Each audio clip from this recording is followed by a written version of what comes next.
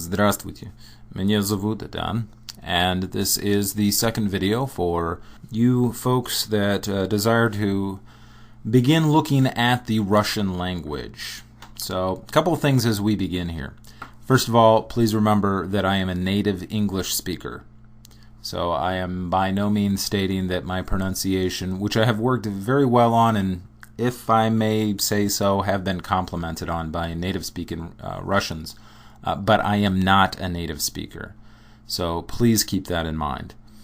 And at the same time, really, I think that might be able to be an advantage in some ways, since I understand, obviously, being a native English speaker, how someone who's encountering this language for the first time, some of the problems that someone who speaks English natively would run into.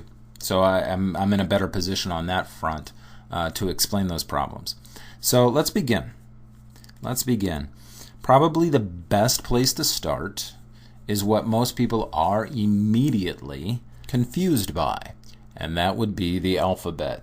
Now, I have taught the Russian language before, and I have found that when we go over the alphabet, that it's best to take it in just small segments. So that's what we're going to do. Let me begin by saying everybody is immediately put off when they see the alphabet. They see, that looks like a backwards R, and what in the world is that? And that looks like a backwards N, and what are all these symbols? If you take it in short blocks, consistently, each day, you can learn the alphabet. I would say probably within 2 weeks, you'll know the Russian alphabet. So just wherever you're at right now, just imagine in 2 weeks, if you're consistent, you will know the alphabet. And after you know the alphabet, you'll see, oh, it's not really that hard. It's not really that difficult. It just looks different. That's all. So we're going to begin with the first 3 letters. Russian is a language that has letters like English. Not all languages are like that.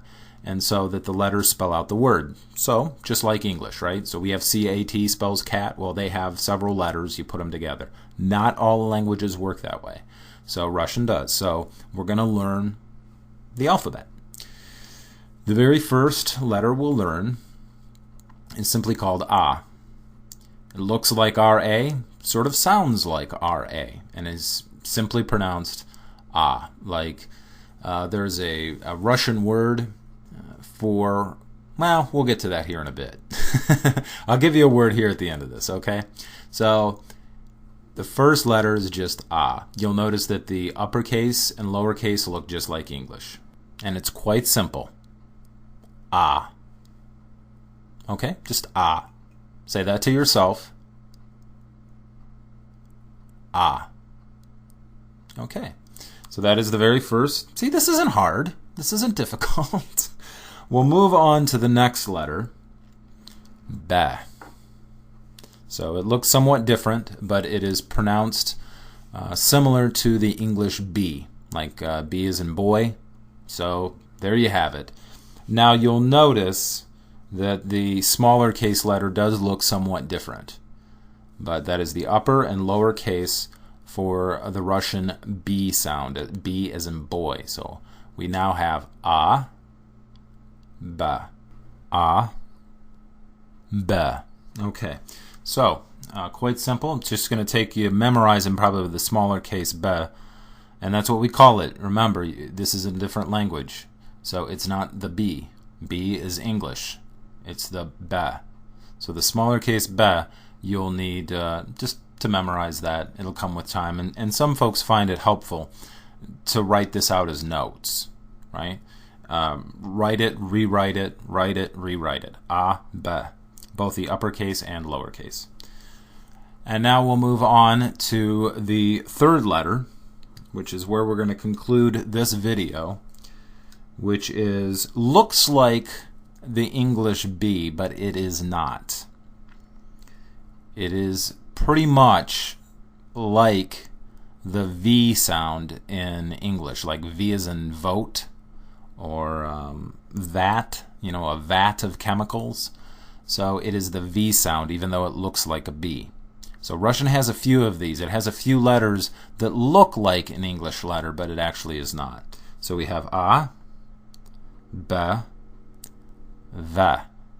Now here is going to be something to sort of help you out pronouncing their V sound correctly. In English, when we say vote, right? Look, say that word to yourself, vote, in English, vote. Notice where you put your teeth. When you speak another language, your mind has simply memorized, and over decades, it simply becomes second nature. You don't even think about it. The muscle memory of both your mouth and your tongue, your lips, and how they interact with your teeth.